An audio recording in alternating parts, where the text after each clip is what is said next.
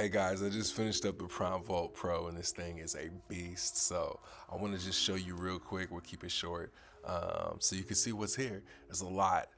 So when you first get in, you're going to see that there are four different buttons, right? And this here is for you to be able to create your own prompts, keep a record of your own prompts, you know, what you're doing, the different use cases, the platforms you're using them on, but also have a way that you can share your prompts. If, for instance, like you are you meet different people and you're like, hey, I got a list of prompts I want to share with you. You know, you're working in a team, or you've got something, maybe an event you did or workshop, and you want to showcase and share your prompts. This is one way that you can do this, and you can do it on a repeatable basis. So in here you'll see, first off the bat, this is a Notion page, and you'll see a database it's kind of like a souped up Excel, but even better. You can do a lot more with it, a lot more. Notion is really powerful, and so if you want to learn more about Notion in general, go to Notion Playground, go to Flowstate, and there will be more videos and tutorials and things on that. But just so you can get an idea of what's going on, I have four tabs here. So there's four buttons.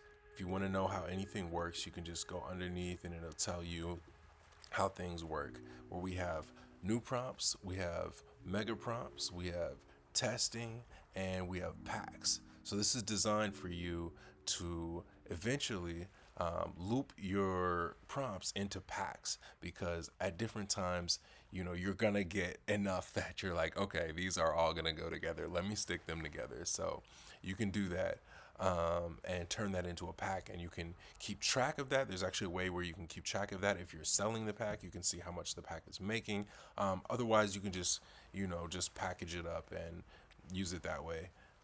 But this is your inbox. This is when you first get in. You know, the inbox is kind of like, all right, new prompt, you know, let's throw it in. I don't exactly know, it hasn't been sorted yet, you know, but I just want to make one. So you go to your inbox tab, and these are all tabs right here, so you can flip to the right, and to the right you're going to see each different type of view, and these are all views. So these are original prompts right here, these are gifted prompts that I got gifted, these are old prompts, things that are kind of like, you know, archive things, where maybe it's like I put it in the archive.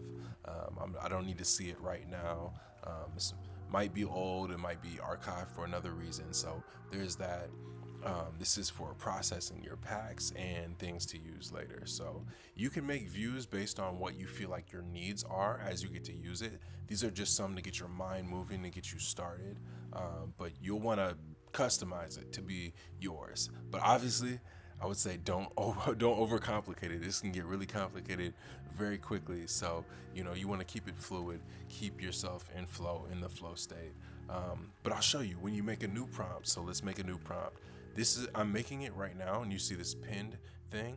When you see the pinned symbol, that means that it's pinned. So if, so for instance, you have 100 prompts, you don't need to just see all those prompts all at once. That would be overwhelming. It'd be way too much. So you can pin certain prompts with this button here. Just pin a prompt. So if you see over here, you search, you can look for the pin symbol, and that'll be a button here. And you see how the untitled prompt is new. It says a new prompt. You know, we can add details about it if we want, but if we want to pin the prompt, we can pin it, and it'll go out of the inboxes. Now it's being sorted, and we don't want to keep this. We want to keep this clean, you know. So now that it's being sorted, we see it's now over here where we're looking, and we can edit the prompt, and we can use the minimal template, or we can use the page template. So I'll show you the minimal template. Is just, you got a brand new prompt, I need to save it somewhere, click that button right there, and you can drop the prompt in. So you can drop it in as a just regular typing, and if you want to drop it in as a code, you can also do that as a JSON code. If you have like a JSON prompt or something, you can do that. It makes it easy. Otherwise, if you want, you can also use this page template, which is something that I created just to, if you want to keep track of your prompt and add like a little bit more information about it, things like your objective, the context, notes, and this will explain actually the different types of prompts. So you can see here, there are different types of prompts.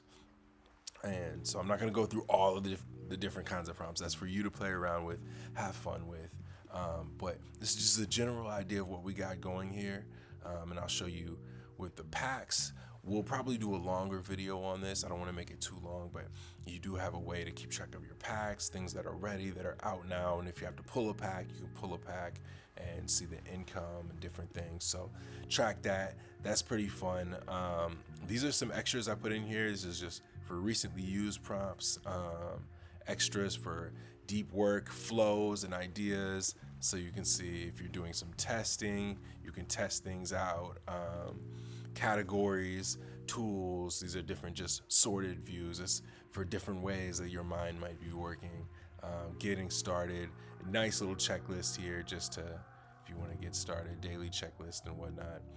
And for sharing, so this is what I'm sharing with you. This is an example here where you can see what you can do. This is, if you were sharing a page, you wanted to share a Notion page, you could go up to share. You can't see it on the screen because of the way that it's cropped right now, but you could go up to share and you could share it with a guest and set the permissions of, maybe they can view it, they can't edit it, so play around with that. That's for you and your people, and whatever you're doing, you'll know how you want to customize things based off who you're talking to and your audience and all of that. So that's just a little overview of what you can do. This is what you would be sharing if you were sharing. So you have your back end, which is what I just showed you, and then the front end, which is what you would be sharing, is what you're seeing right here. So you would see it's very simple, not a lot. You can put a couple different messages. This is an example I did. So if you want to see the tutorial that I'll include here, which will be this video that you're watching, you'll be able to see that. And then if you want to share this with somebody, it'll be easy to see. You can just see the categories over here, and then you've got your prompts over to the right. And what you're seeing here is the collapsed views. So when you uncollapse a view, you can see that you have different categories. So right now it is sorted by tool. So you can see these are my Claude specific prompts. These are my Midjourney specific prompts. These are the number of prompts that's in each little category. And if, for instance, I didn't have any category, so let's say I had no Gemini prompts, right? Say I just, I opened it up, went to the AI tool. We looked at the different AI tools. Shout out to Dream Engine, shout out to Sybil. Definitely check those out too, because they have some crazy things in them. But I'm gonna exit out of that, and you see that it disappeared. So you'll only see appearing the things that you have. So if you don't have it yet, it'll, we're not gonna clutter it up. We keep it clean. So if you're only using like one or two tools, you'll see like one or two tabs. So that's how that works. You can make different views if you want to make different views. So let's go ahead. We can add, let's add something. We have another view.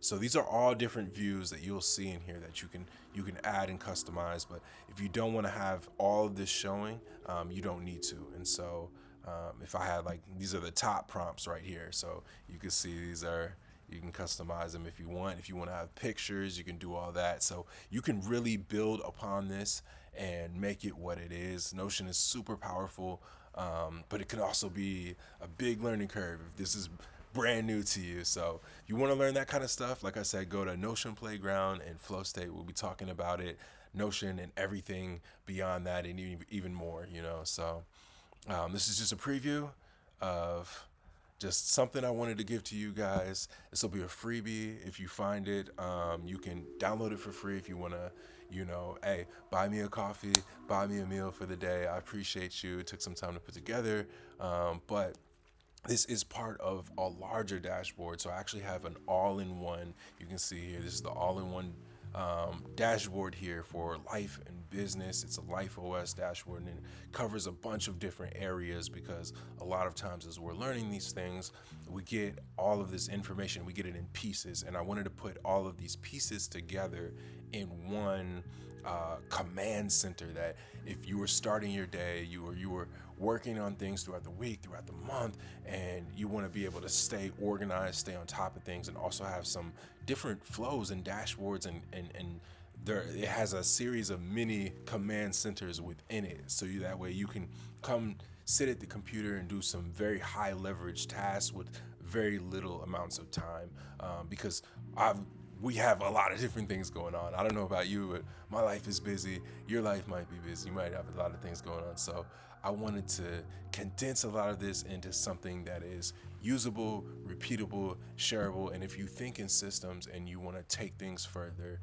this will be an opportunity for that. So I hope that this helps you. If you have any questions, comments, or you want to work one-on-one, get at me.